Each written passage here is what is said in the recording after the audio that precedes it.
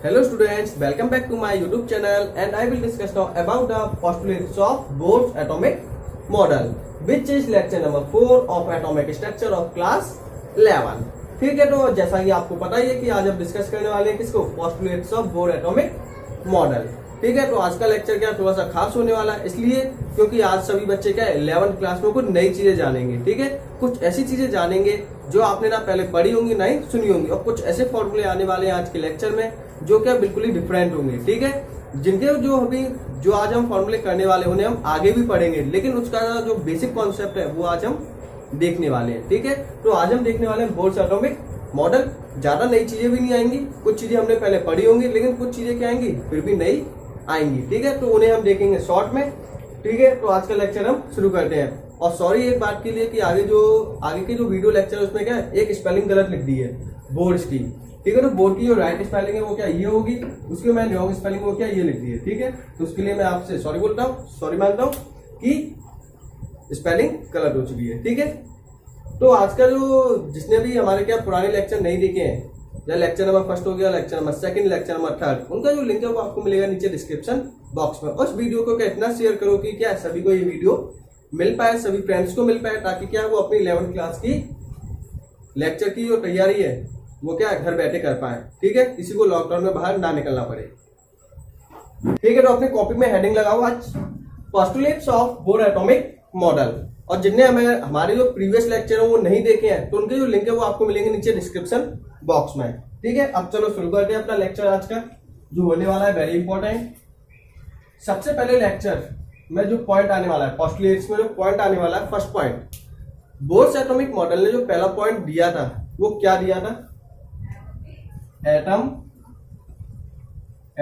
Has a centre. Atom के पास क्या होता है, एक सेंटर होता है जिसमें क्या होता है पॉजिटिव चार्ज। ये चीज तो रदरफोर्ड ने भी बता दी थी। ठीक है, रदरफोर्ड ने भी तो यही बोला था कि एटम के पास क्या होता है, एक सेंटर होगा जिसके अंदर क्या होगा पॉजिटिव चार्ज। उसको क्या बोलेंगे हम, कॉल्ड न्यूक्लियस। उसको हम क्या बोलने वाले हैं, न्यूक्लियस। ठीक है, तो एटम के पास क्या होगा, एक सेंटर होगा जिसके अंदर क्या होगा पॉजिटिवली चार्ज होगा, जिसको हम बोलेंगे न्यूक्लियस। तो ये पॉइंट हमें रदरफोर्ड ने भी दिया था। सेकेंड पॉइंट जो हमें जो बोर्स एटॉमिक मॉडल ने दिया वो क्या दिया, वो इंपॉर्टेंट है। ठीक है, तो उन्होंने दिया था हमें जो इलेक्ट्रॉन है, इलेक्ट्रॉन रिवॉल्व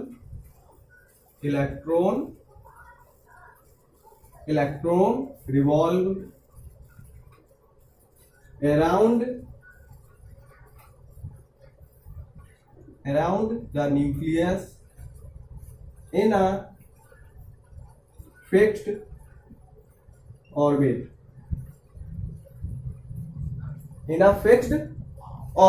ठीक है, fixed orbit and fixed energy level. जो एक मोस्ट इंपॉर्टेंट पॉइंट दिया था इसने बोर एटॉमिक मॉडल है। जैसे रदरफोर्ड का मॉडल हमने किया था, उनने क्या बोला था कि electron revolve around the nucleus. जो इलेक्ट्रॉन है वो रिवॉल्व करेगा किसके चारों तरफ, न्यूक्लियस के चारों तरफ। ठीक है, वही बात इनने बोली, लेकिन एक पॉइंट क्या कर दिया इनने, चेंज क्या किया, electron revolve around the nucleus. Electron revolve करेगा किसमें, अराउंड द न्यूक्लियस। ये पॉइंट क्लियर है। इन अ फिक्स ऑर्बिट, ये पॉइंट क्या है यहाँ पे इंपॉर्टेंट है, क्या, इन अ फिक्स ऑर्बिट। बोर्ड्स ने क्या बोला, इलेक्ट्रॉन रिवॉल्व तो करेगा ही करेगा, लेकिन ऐसा नहीं है कि जहां मर्जी आ गया वहीं पे मूव करना शुरू हो गया। ठीक है, उसके लिए क्या होगा, एक फिक्स ऑर्बिट होगी। फिक्स ऑर्बिट का मतलब जैसे एग्जांपल देखो सोलर सिस्टम का। सोलर सिस्टम में आपने देखा होगा जैसे अर्थ है, अर्थ क्या कर दिया, रिवॉल्व कर दिया अराउंड द सन। इसमें कर दिया एक फिक्स ऑर्बिट में कर दिया। ऐसा तो नहीं है कि जहां मर्जी आ गया वहीं से क्या रिवॉल्व करना शुरू कर दिया। एक फिक्स ऑर्बिट होगी, एक फिक्स पार्ट होगा, उसी में क्या करेगा वो रिवॉल्व करेगी अर्थ।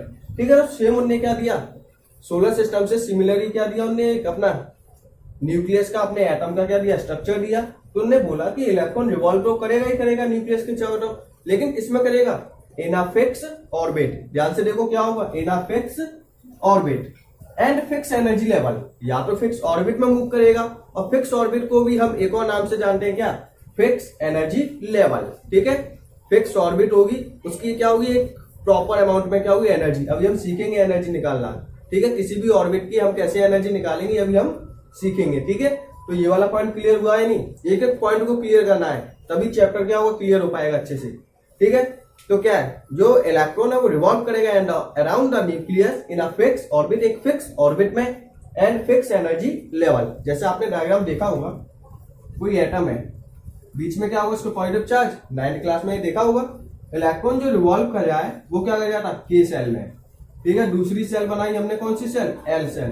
तो ये क्या इनकी फिक्स ही तो है, ऐसा तो नहीं है कि इसके बीच में आके इलेक्ट्रॉन क्या रिवॉल्व करना शुरू हो गया, यहाँ पे इलेक्ट्रॉन आ गया वो रिवॉल्व करने लग गया, ऐसा तो नहीं है ना। रदरफोर्ड ने यही चीज बोल दी थी कि इलेक्ट्रॉन रिवॉल्व कर रहा है अराउंड द न्यूक्लियस। उन्होंने ये नहीं बताया था कि क्या फिक्स ऑर्बिट में मूव करेगा कि किसी फिक्स पाथ में मूव करेगा। उन्होंने बोल दिया था एनीवेयर, जहां मर्जी जाएगा वहां से मूव करना शुरू कर देगा। तो बोर्ड्स ने क्या किया, थोड़ा सा चेंज किया कि इलेक्ट्रॉन रिवॉल्व करेगा इन अ फिक्स ऑर्बिट। तो यहाँ तक की ये उम्मीद है कि आपको क्या ये सेकंड पॉइंट क्लियर हो गया होगा। ठीक है, अब देखते हैं इसका नेक्स्ट पॉइंट। तो इसे नोट कर दो अपनी कॉपी में, सभी अपने कॉपी में नोट्स बनाते जाओ साथ के साथ। तो आज के नोट्स हैं वो क्या थोड़े से इंपॉर्टेंट भी हैं, नए नए फॉर्मूले मिलने वाले हैं। ठीक है, हो गया होगा ये। चलो अब नेक्स्ट देखते हैं पॉइंट नंबर 3। पॉइंट नंबर 3 में क्या बोला, point number 3 very very important, एक नंबर में हमेशा क्वेश्चन आता है यहाँ से, 12th में भी आएगा, 11th में भी आएगा, क्योंकि जो आज का हम टॉपिक करने वाले हैं ये पूरा टॉपिक 12th की फिजिक्स में भी है। ठीक है, तो ये वाला क्या है, बोर्ड के एग्जाम पेपर में भी 1 नंबर का क्वेश्चन आ चुका है। क्या, board quantization condition, 1 marks question बनता है यहां से। ठीक है, थर्ड पॉइंट में क्या बोला बोर्ड ने, बोर्ड क्वांटाइजेशन कंडीशन। ठीक है, ये क्या होती है, बोर्ड क्वांटाइजेशन कंडीशन क्या होगी, बोर्ड क्वांटाइजेशन कंडीशन ये थी कि electron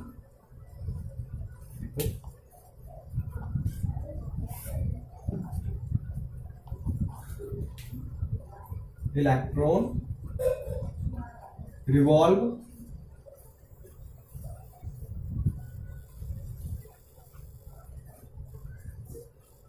around those circular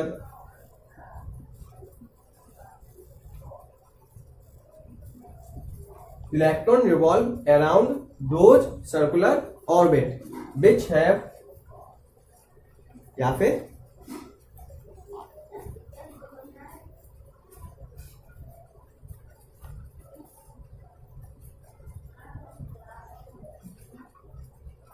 which have angular momentum, ये भी देखेंगे एंगुलर मोमेंटम क्या हुआ। ठीक है, electron revolve around those circular orbit which have angular momentum is equal to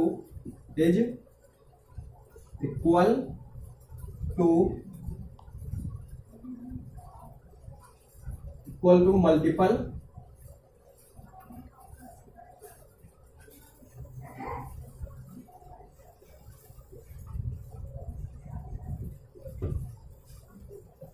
ये। ठीक है, electron revolve around those circular orbit which have angular momentum is equal to NH/2π। ठीक है, ये कंडीशन थी बोर्ड क्वांटाइजेशन कंडीशन। अब क्या बोला था बोर्ड ने कि इलेक्ट्रॉन रिवॉल्व करेगा अराउंड द फिक्स ऑर्बिट। अब वो फिक्स ऑर्बिट क्या होगी, कौन सी ऑर्बिट होंगी, तो उन्होंने बोला था electron revolve around those orbit, electron उसी ऑर्बिट में जाके मूव करेगा। जैसे देखो, आप जानते हो कि क्या एक एटम है, एक एटम के अंदर एक ऑर्बिट तो होगी नहीं, जैसे k ऑर्बिट हो गई, l ऑर्बिट हो गई, n हो गई, m हो गई, k11 पढ़ा है ना हमने। तो k11 में एक ऑर्बिट नहीं होती, अलग अलग क्या होती है, ऑर्बिट होंगी। तो इलेक्ट्रॉन कौन सी वाली ऑर्बिट में जाके मूव करेगा, जो इलेक्ट्रॉन है, जैसे देखो कोई एटम बनाया हमने। ठीक है, ये कौन सी सेल है, k, l, ये कौन सी है, m। ठीक है, अब इलेक्ट्रॉन कौन सी ऑर्बिट में जाएगा, इसमें जाए, इसमें जाए, इसमें जाए, तो किसमें जाएगा।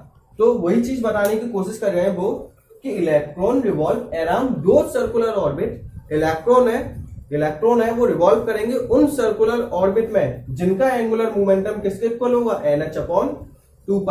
जिन ऑर्बिट का एंगुलर मोमेंटम NH/2π के इक्वल होगा, उसी ऑर्बिट में जाके क्या करेंगे, इलेक्ट्रॉन रिवॉल्व करेंगे। अब यहाँ पे मेन इंपॉर्टेंट बात क्या है, n क्या होगा, यहाँ पे मेन क्या है, n इंचीज टू एन है ना, एन क्या होगी, एन होगी नंबर ऑफ सेल, एन होगा नंबर ऑफ सेल, ठीक है। नंबर ऑफ सेल का मतलब के सेल हो गई, एल सेल हो गई, एम सेल हो गई, एन सेल हो गई, ठीक है। एन क्या होने वाला है यहाँ पे, नंबर ऑफ सेल। एक और चीज है कि एन की वैल्यू हमेशा कैसी होगी, इंटीजर, ऐसा नहीं है कि पॉइंट में आंसर आ जाए, इंटीजर। एन की वैल्यू हमेशा कैसी होगी, इंटीजर होगी, ऐसा नहीं है कि 1.5 2.5 डेसिमल में कभी भी नहीं होगी, ठीक है। तो जैसे कि आपने देखा भी होगा ये चीजें, एन इजिकल टू 1 किसके इक्वल होता है, के सेल के, n equal to 2 L shell के, n equal to 3 M, n equal to 4 N shell के, ठीक है। ये चीजें तो आपने पढ़ी होंगी ना 9th क्लास में।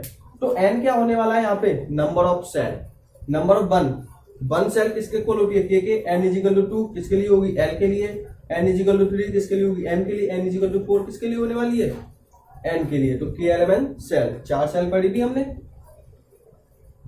ठीक है। तो 4 ही सेल होती है हमारे एटम के अंदर, तो यही चीजें हैं, ठीक है। एच क्या होने वाला है यहाँ पे, एच भी देखो, एच होगा यहाँ पे प्लांक कांस्टेंट, एक कांस्टेंट, देखो नई चीज आई ना पहली, एच क्या है यहाँ पे, प्लांक कांस्टेंट। एक एक पॉइंट को ध्यान से देखना है, ठीक है। एच क्या होने वाला है यहाँ पे, प्लांक कांस्टेंट। एक मैक्सवेल ने क्या दिया था, कांस्टेंट दिया था, ठीक है। अभी इतना याद रखो, एच क्या यहाँ पे कांस्टेंट है, जिसकी जो वैल्यू है वो कितनी होगी, वैल्यू भी याद रखनी है, 6.63 into 10 to power minus 34 joule second, ठीक है। एच की जो वैल्यू है वो क्या होगी, एच की वैल्यू होगी 6.63 into 10 to power minus 34 joule second, ठीक है। टू आप जानते ही हो, पाई क्या होगी 3.14, क्लियर है। तो थर्ड पॉइंट पे क्या बोला कि इलेक्ट्रॉन ओनली उन्हीं ऑर्बिट में जाके क्या करेगा, मूव करेगा, इलेक्ट्रॉन ओनली उन्हीं ऑर्बिट में जाके मूव करेगा जिनका एंगुलर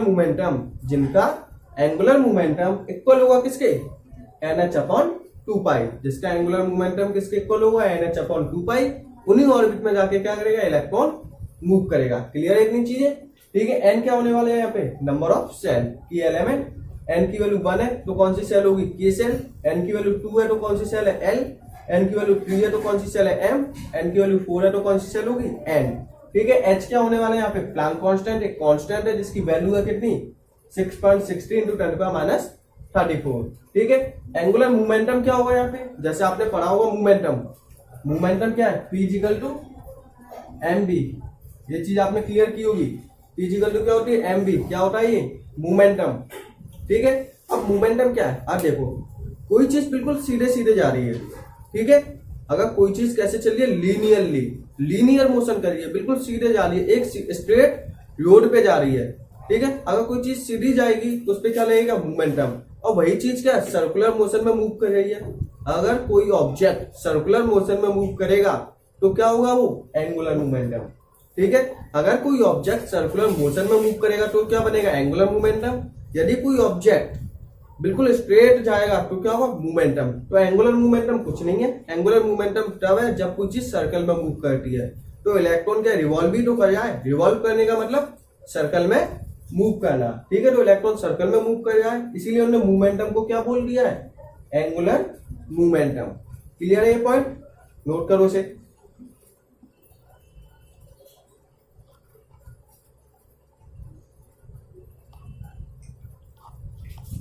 हो गया होगा ये,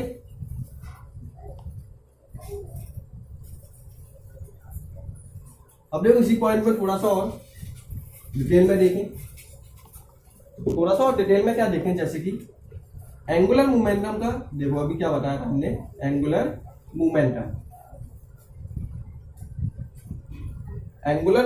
ऑफ इलेक्ट्रॉन, ठीक है। एंगुलर मोमेंटम ऑफ इलेक्ट्रॉन किसके इक्वल होगा, NH अपॉन 2 पाई, ये चीज तो क्लियर है ना कि एंगुलर मोमेंटम ऑफ इलेक्ट्रॉन किसके इक्वल होगा, NH अपॉन 2 पाई। N क्या है, नंबर ऑफ सेल, H क्या है, प्लांक कांस्टेंट, ठीक है। इलेक्ट्रॉन का जो एंगुलर मोमेंटम है उसकी ऑर्बिट के इक्वल होगा, उसी ऑर्बिट में जाके इलेक्ट्रॉन मूव करेगा, ये चीज तो आपको क्लियर है। तो electron angular momentum of electron का सिंबल क्या होता है, N। पहली चीज क्या है, एंगुलर मोमेंटम ऑफ इलेक्ट्रॉन का एंगुलर मोमेंटम का जो सिंबल है वो क्या होगा, L। तो L इजिकल टू कितना हो गया ये, NH अपॉन 2 पाई, ठीक है। एक फॉर्मूला तो ये बन गया, क्लियर है। एक फॉर्मूला क्या बन गया, ये L equal to NH upon 2 pi. L क्या है यहाँ पे, एंगुलर मोमेंटम ऑफ इलेक्ट्रॉन। देखो जैसे कि ये हमारा न्यूक्लियस है, यहाँ पे क्या हमारा इलेक्ट्रॉन, ठीक है। इलेक्ट्रॉन मूव कर रहा है v वेलोसिटी के साथ। कौन सी वेलोसिटी के साथ मूव कर रहा है, v। इलेक्ट्रॉन का कोई ना कोई मास भी होगा, क्या मान लिया हमने, m, ठीक है। इसके बीच की कोई डिस्टेंस भी होगी, रेडियस भी होगी, वो क्या मान लिया हमने, r। इलेक्ट्रॉन मूव कर रहा है किसी सर्टेन ऑर्बिट में, तो न्यूक्लियस से लेके इलेक्ट्रॉन के बीच की डिस्टेंस क्या है, r। इलेक्ट्रॉन का मास क्या है, m। इलेक्ट्रॉन की वेलोसिटी कितनी है, v। तीन चीजें होंगी या नहीं। ये तो एक नया फॉर्मूला बनी गया। अब देखो एक और फॉर्मूला कि ये तो एंगुलर मोमेंटम ऑफ इलेक्ट्रॉन कितना है, l। अब l का भी तो कोई ना कोई फॉर्मूला होगा। एक फॉर्मूला तो ये हो गया NH अपॉन 2 पाई। ये एंगुलर मोमेंटम किसका है, ऑर्बिट का। ध्यान से देखो, NH अपॉन 2 पाई एंगुलर मोमेंटम है किसका, ऑर्बिट का। जो L है ये एंगुलर मोमेंटम है किसका, इलेक्ट्रॉन का। देखो L इजिकल टू होता है हमारा, ये पढ़ेंगे आगे चल के, ठीक है। अभी छोटा सा छोटे छोटे मतलब कॉन्सेप्ट में देखो, L इजिकल टू होगा हमारा किसके equal, R, L equal to MVR। तो पूरा ही देखो, L हमारा इक्वल होता है R vector into P vector. अभी देखो वेक्टर तो आपने पढ़े नहीं होंगे, तो फिजिक्स की क्लासेस तो अभी शुरू हुई नहीं है, ठीक है। वेक्टर को मत समझो, वेक्टर बस इतना समझ लो क्या, जिसका एक डायरेक्शन। L इजिकल टू क्या, R मल्टीप्लाई P, ठीक है। L इजिकल टू क्या, R multiply P। L equal to R, P का फॉर्मूला क्या होता है, P क्या है यहाँ पे, मोमेंटम। P क्या है यहाँ पे, मोमेंटम, ठीक है। तो P का फॉर्मूला क्या होगा, P equal to mv। m क्या होगा, मास, v क्या होने वाली है, वेलोसिटी। तो R इजिकल टू क्या होगा, mv। तो L का फॉर्मूला क्या बनेगा, mvr। L का फॉर्मूला क्या बनेगा, mvr। क्लियर है ये चीजें, ठीक है। तो L का फॉर्मूला क्या है, mvr। तो अब देखो एक नया फॉर्मूला क्या जनरेट होगा यहाँ से, एक नया फॉर्मूला ये जनरेट हो जाएगा यहाँ से कि L को क्या होता है, mvr। तो L की जगह क्या पुट कर सकते हैं हम, ये। तो mvr equal to NH upon 2 pi. ये है बोर क्वांटाइजेशन कंडीशन, ठीक है। बोर्ड्स की जो क्वांटाइजेशन कंडीशन है वो तो ये है ही है। अगर एल का भी फॉर्मूला पुट कर दे तो ये हो जाएगी मॉडिफिकेशन वाली। क्लियर है, करो इसे, ठीक है। ये था पूरा थर्ड पॉइंट कि इलेक्ट्रॉन उस ऑर्बिट में जाके मूव करेगा जिसका एंगुलर मोमेंटम इक्वल होगा किसके, NH अपॉन 2 पाई के। क्लियर है, ठीक। तो देखो इलेक्ट्रॉन का एंगुलर मोमेंटम कितना होता है, mvr। ये किसका है, इलेक्ट्रॉन का। इलेक्ट्रॉन का भी तो कोई ना कोई एंगुलर मोमेंटम होगा, तो इलेक्ट्रॉन के पास एंगुलर मोमेंटम कितना है, mvr। ये इलेक्ट्रॉन एंगुलर मोमेंटम किसका है, ऑर्बिट का। तो ये चीजें आपको छोटी छोटी चीजें अभी समझने में थोड़ी सी दिक्कत हो रही होगी, लेकिन एक बार इस लेक्चर को देखो, रिपीट करो इस लेक्चर को, दोबारा देखो, ना क्लियर हो या तो बताना, क्लियर होंगी चीजें, ठीक है। लेकिन अभी क्या बिल्कुल नया कॉन्सेप्ट आया है, इसलिए आपको दिक्कत आ रही होगी। लेकिन आगे चल के जैसे कि हमारी क्लासेस आगे होंगी और चैप्टर आएंगे फिजिक्स के, केमिस्ट्री के, तो ये चीजें क्या लगेंगी आपको, बहुत ज्यादा इजी लगेंगी, ठीक है। लेकिन अभी करना तो पड़ेगा, पेशेंस आपको अपने अंदर, ये चीजें क्या आपको क्लियर होंगी। भाई बस जितना बता रहा हूँ उतना समझो, फॉर्मूले याद करने की कोशिश करो, ठीक है। सिंबल को याद करने की कोशिश करो, कौन सा सिंबल है, सिंबल की वैल्यू क्या है, इन सब चीजों को समझने की कोशिश करो, ठीक है। तो यहाँ पे हमारा पॉइंट नंबर 3 भी क्या होता है, कंप्लीट। नोट करो उसे, हो गया होगा, screenshot low.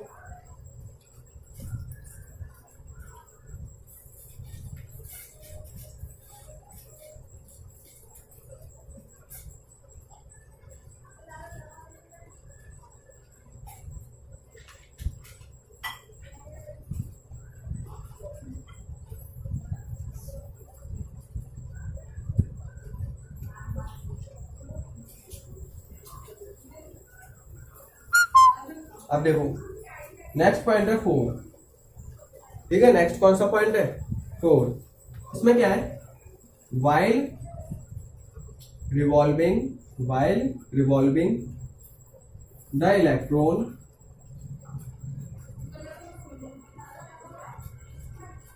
while revolving the electrostatic force। अब देखो एक और नई चीज आ गई, electrostatic force.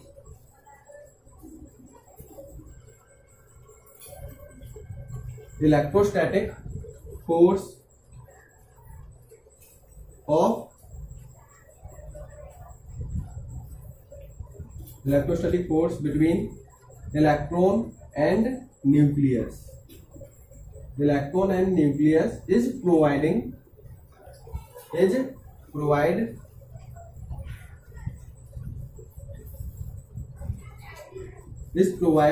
the centripetal force. एक और नई चीज आई, centripetal force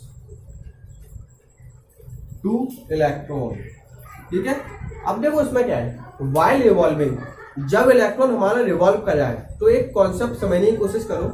जब कोई इलेक्ट्रॉन रिवॉल्व करेगा अराउंड द न्यूक्लियस, तो इलेक्ट्रॉन के पास एनर्जी कहां से आ गई, कौन सी फोर्स लग रही है, उसके पास फोर्स आई कहां से। अब ऐसा तो है नहीं कि मन मर्जी है, जब मर्जी का मूव करने लग गया, ऐसा तो नहीं है ना। ठीक है, अब देखो यहाँ पे कोई इलेक्ट्रॉन है, ये न्यूक्लियस है, ये इलेक्ट्रॉन है। अब ये इलेक्ट्रॉन क्या कर रहा है, रिवॉल्व कर रहा है, तो कोई ना कोई इस पे फोर्स लग रही होगी। जब कोई चीज सर्कुलर मोशन में मूव करेगी, जब कोई चीज सर्कल में मूव करेगी, ठीक है, तो ध्यान से सुनना, जब कोई चीज सर्कल में मूव करेगी तो उस पर जो फोर्स लगेगी वो कौन सी फोर्स लगेगी, सेंट्रीपिटल फोर्स। तो देखो यहाँ पे सर्कल में कौन सी फोर्स लगेगी, जब कोई चीज सर्कल में मूव करेगी, सर्कल मोशन में मूव करेगी, तो फोर्स लगेगी सेंट्रीपिटल फोर्स।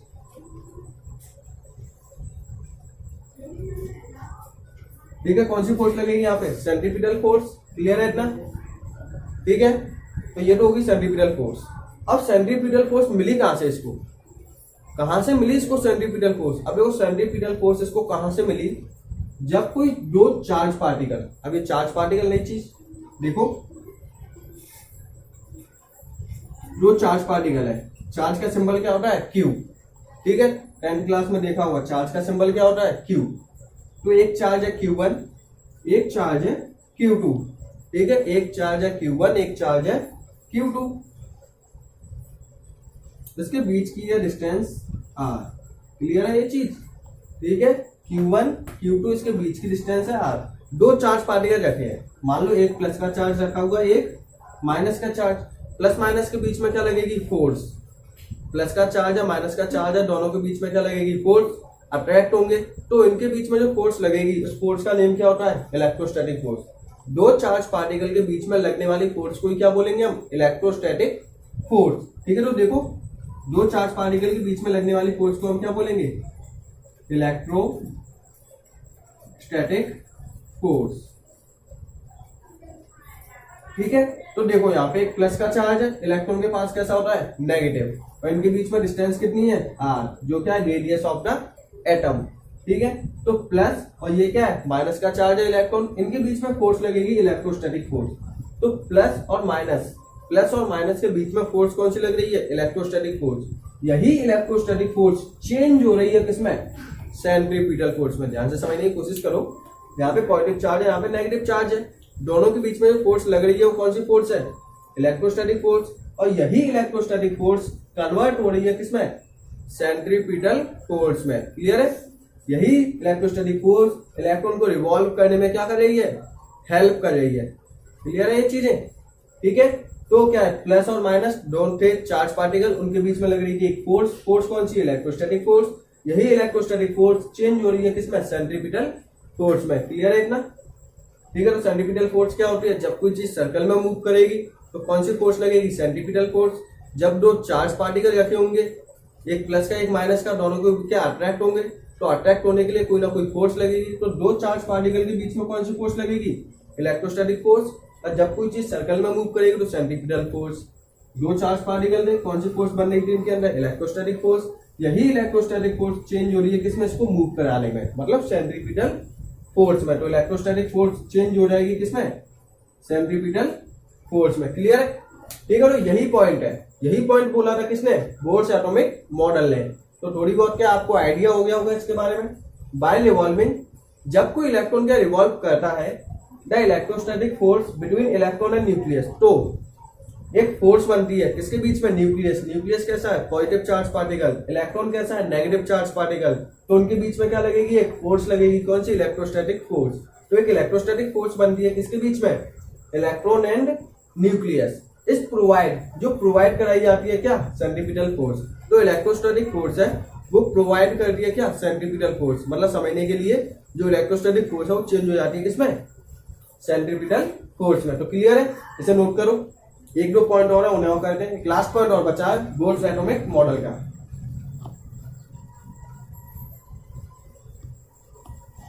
हो गया ठीक।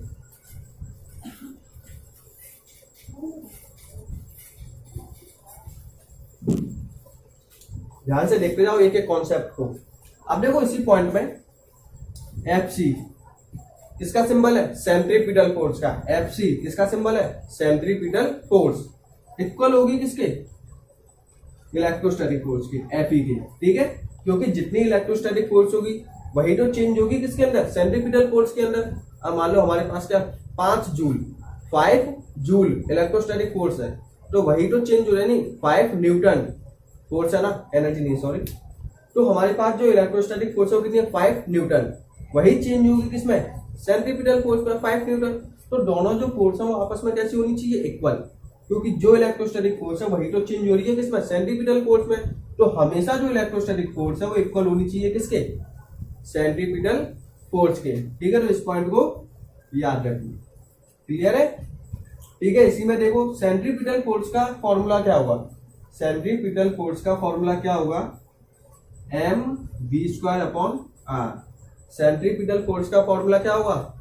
mv²/r। m क्या होगा? Mass of the object. v क्या होगा? Velocity of the object. r क्या होने वाला है यहाँ पे?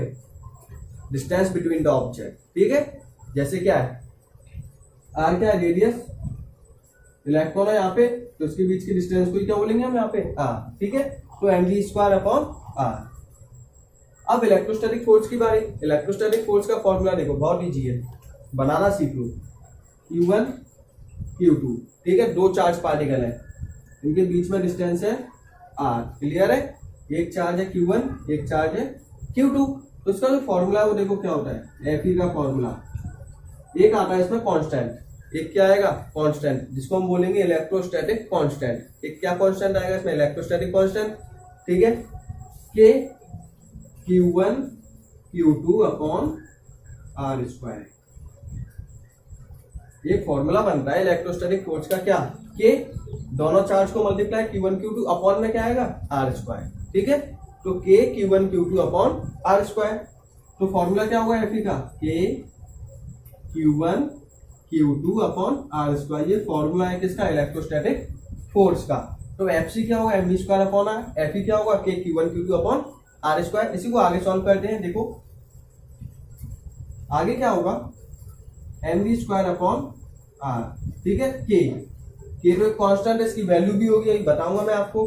Q1 क्या? एक चार्ज पार्टिकल। Q2 क्या? दूसरा चार्ज पार्टिकल। तो बताओ एक चार्ज पार्टिकल कौन सा है? इलेक्ट्रॉन। फोर्स किसके बीच में लग रही है? इलेक्ट्रॉन एंड न्यूक्लियस के बारे में बीच में लग रही है। तो एक फोर्स कौन सी है? इलेक्ट्रॉन। एक चार्ज पार्टिकल कौन सा? इलेक्ट्रॉन। दूसरा चार्ज पार्टिकल क्या है? न्यूक्लियस। ठीक है, तो इलेक्ट्रॉन के पास चार्ज क्या होगा? E। इलेक्ट्रॉन का चार्ज कितना होता है? 1.6 × 10⁻19। ये सब जानते होंगे आप। इलेक्ट्रॉन का चार्ज कितना होता है? 1.6 × 10⁻19। ठीक है, तो इलेक्ट्रॉन पे चार्ज कितना है? E। अब बात करते हैं न्यूक्लियस का चार्ज कैसे निकलेगा। अब हम जानते हैं कि न्यूक्लियस के अंदर क्या प्रेजेंट होते हैं? प्रोटॉन। न्यूक्लियस के अंदर क्या प्रेजेंट होगा? प्रोटॉन। ठीक है, अब उसके अंदर प्रोटॉन है। कितने प्रोटॉन होंगे? प्रोटॉन हमेशा किसके इक्वल होता है? प्रोटॉन हमेशा इक्वल होगा किसके? एटॉमिक नंबर के। प्रोटॉन हमेशा इक्वल होते हैं किसके? एटॉमिक नंबर के। और एटॉमिक नंबर का सिंबल क्या है? जेड। एटॉमिक नंबर का सिंबल क्या होता है? जेड। एक एटम में कितने प्रोटॉन प्रेजेंट होंगे? जितना उसका एटॉमिक नंबर होगा। एटॉमिक नंबर का सिंबल क्या है? जेड। तो बताओ न्यूक्लियस के अंदर टोटल प्रोटॉन कितने हैं? जेड। न्यूक्लियस के अंदर टोटल प्रोटॉन कितने हैं? जेड। क्लियर है? एटॉमिक नंबर के इक्वल है। ठीक है, जेड है। अब बताओ एक प्रोटॉन का चार्ज कितना होगा? प्रोटॉन का चार्ज क्या होता है? +1.6 × 10⁻19। प्रोटॉन का चार्ज भी तो इक्वली होता है 1.6 × 10⁻19। ई का भी सही है 1.6 × 10⁻19। प्लस माइनस को हमें लेना नहीं है, तो जेड ई। ठीक है, तो समझ में आया? न्यूक्लियस के अंदर टोटल नंबर ऑफ प्रोटॉन कितने हैं? जेड। एक प्रोटॉन का चार्ज कितना है? 1.6 × 10⁻19। 1.6 को हमने क्या ले लिया है? ई के इक्वल। ई 1.6 इंटू 10⁻⁻19 को हमने क्या मान लिया यहाँ पे ई, चार्ज ऑफ इलेक्ट्रॉन। क्यों, दोनों का चार्ज क्या इक्वल है, कैलकुलेशन क्या इजी हो जाएंगी। ठीक है, डिफरेंस तो आएगा नहीं, जेड ई। ठीक है, तो के Q1 चार्ज कितना था, इलेक्ट्रॉन का चार्ज ई। ठीक है, न्यूक्लियस का चार्ज कितना था, जेड ई। न्यूक्लियस का चार्ज कितना है, जेड ई, यही इंपॉर्टेंट है। न्यूक्लियस का चार्ज जेड ई। ई किसका चार्ज है, वही इलेक्ट्रॉन, दोनों ई सेम है, तो चार्ज की वैल्यू दोनों के लिए कैसी होती है, सेम। अपॉन दोनों के बीच की डिस्टेंस कितनी है, आर, तो यहाँ पे क्या आएगा, आर स्क्वायर। क्लियर है इतना। ठीक है, अब देखो यहाँ पे यही पॉइंट है हमारा। ठीक है, यही क्या है हमारा point, M B square upon R, से आर क्या कैंसिल भी कर सकते हैं, M B square upon R is equal to K E Z E upon R square. ये कैलकुलेशन जब हम डेरिवेशन करेंगे ना, रेडियस के हो गए, काइनेटिक एनर्जी का हो गया, वेलोसिटी ऑफ इलेक्ट्रॉन, तो वहां पे क्या ये बहुत हेल्प करेंगे। ठीक है, एक एक चीज को मैं ध्यान से देखते जाओ कि क्या है, जब दो चार्ज पार्टिकल के बीच में फोर्स है तो उसे क्या बोले, इलेक्ट्रोस्टैटिक फोर्स। फॉर्मूला क्या होगा शॉर्ट में, के Q1 Q2 upon R square. ये पूरे चैप्टर है क्लास 12 में, और डिटेल में पढ़ेंगे हम इन चीजों को। ठीक है, तो थोड़ा बहुत क्या यहाँ से तुम्हें आइडिया मिला होगा कि कैसे सेंट्रीपिटल फोर्स है, सर्कल में मूव करेगी। इलेक्ट्रोस्टैटिक फोर्स, जो चार्ज पार्टिकल के बीच की फोर्स है, दोनों फोर्स कैसी होंगी, आपस में इक्वल होंगी। जो हमारी इलेक्ट्रोस्टैटिक फोर्स है वो चेंज होगी किसमें, सेंट्रीपिटल फोर्स में, तभी क्या करेगा, इलेक्ट्रॉन रिवॉल्व करेगा। क्लियर है। ठीक है, तो ये सब थ्योरी दी थी किसने, बोर्स एटॉमिक मॉडल ने। एक लास्ट थ्योरी और बची हुई है, उसे और देखते हैं।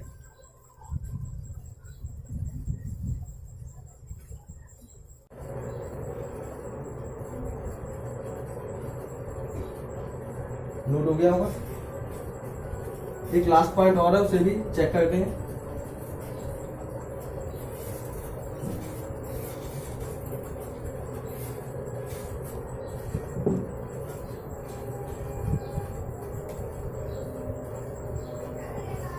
अब देखो नेक्स्ट पॉइंट क्या है हमारा, 5 while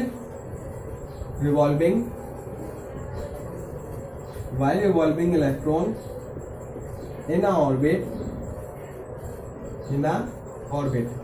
जब किसी ऑर्बिट में इलेक्ट्रॉन क्या करता है, रिवॉल्व करता है। ये किसका सिंबल है, इलेक्ट्रॉन का।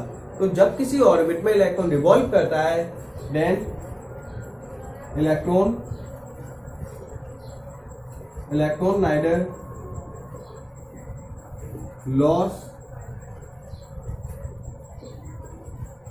Neither gain energy nor loss energy। ठीक है, ये पॉइंट क्या बोलता है कि जब कोई इलेक्ट्रॉन एक सर्टेन एक फिक्स ऑर्बिट में क्या कर जाए, मूव कर जाए। जब कोई इलेक्ट्रॉन एक फिक्स ऑर्बिट में क्या कर जाए, मूव कर जाए, तो जब वो मूव करेगा ना, तो ना तो कभी एनर्जी को गेन करेगा और ना ही वो अपनी एनर्जी कभी लूज करेगा, क्योंकि एनर्जी किसके अंदर प्रेजेंट है, ऑर्बिट के अंदर। जो एनर्जी प्रेजेंट है वो किसके अंदर है, ऑर्बिट के अंदर।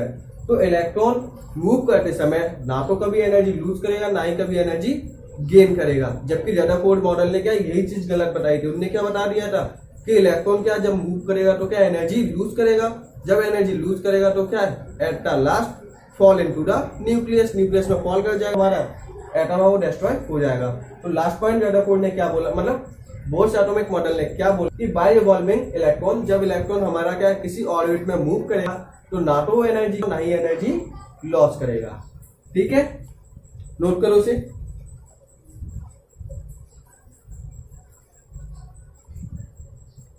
ओके, अब देखो इसी में एक और चीज, अब ऐसा होगा क्यों नहीं, इलेक्ट्रॉन अपनी एनर्जी लूज नहीं करेगा। क्यों, क्योंकि energy level orbit has fixed energy level.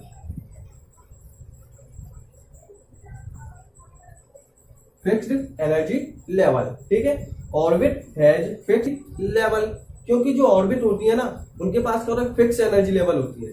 Orbit के पास क्या होती है, फिक्स एनर्जी लेवल होती है। फिक्स एनर्जी लेवल का मतलब जो ऑर्बिट है ना, जैसे देखो n इजिकल टू 1, सेल का नंबर 1 है, ऑर्बिट नंबर क्या होगा k, n equal to 2 l, n equal to 3 m, n equal to 4 n। ठीक है, यही है। जैसे हमने कोई एटम बनाया, यही है। एक ऑर्बिट कौन सी होगी, k l m n s होंगी। ठीक है, तो जो k वाली ऑर्बिट है ना, इसकी एनर्जी फिक्स होगी, ठीक है। इसकी जो एनर्जी हो क्या होगी, फिक्स होगी। कितनी एनर्जी होती है वैसे, माइनस का 13.6 इलेक्ट्रॉन वोल्ट, ठीक है। ये भी बात नहीं करते, बाद में करेंगे। कि जो हमारे के वाली सेल है उसके पास जो एनर्जी हो कैसी हुई, फिक्स। एल के पास क्या हो, मान लो इसके पास 5 जूल है, एग्जाम्पल के लिए, ओनली एग्जाम्पल 5 जूल है, तो के पास हमेशा कौन सी रहेगी, 5 जूल। एल है, एल के पास मान लो कितनी है, 10 जूल, इसके पास कितनी है, 15 जूल, ठीक है। तो जो हमारी के वाली ऑर्बिट है उसके पास कितनी एनर्जी है, 5 जूल। ना तो ये 5 जूल से कम है, ना ही 5 जूल से कभी ज्यादा होगी। एल के पास कितनी एनर्जी, ओनली 10 जूल। एम के पास कितनी, ओनली 15 जूल। और ये एनर्जी कैसी रहेंगी, हमेशा फिक्स, ना तो कभी चेंज होंगी, ना ही कभी लॉस होगी, ना ही कभी इनका क्या होगा, गेन होगा। अब कोई इलेक्ट्रॉन आएगा, कोई इलेक्ट्रॉन इसके अंदर आएगा। अभी तो हमने क्या बना, एटम बना लिया, एटम की क्या बना ली, सेल बना ली, KLM, ठीक है। एक ये सेल है जिसके पास एनर्जी है 5 जूल, एक एल वाली सेल है जो कितनी एनर्जी स्टोर कर सकती है, ओनली 10 जूल। एक एम सेल है जो अपने अंदर कितनी एनर्जी स्टोर कर सकती है, रख सकती है 15 जूल। एक इलेक्ट्रॉन आया, इसके पास कितनी एनर्जी है, 10 जूल। एक इलेक्ट्रॉन आया कहीं से, उसके पास कितनी एनर्जी है, 10 जूल। तो बताओ इलेक्ट्रॉन कौन सी सेल में जाएगा, इजीली बता सकते हो।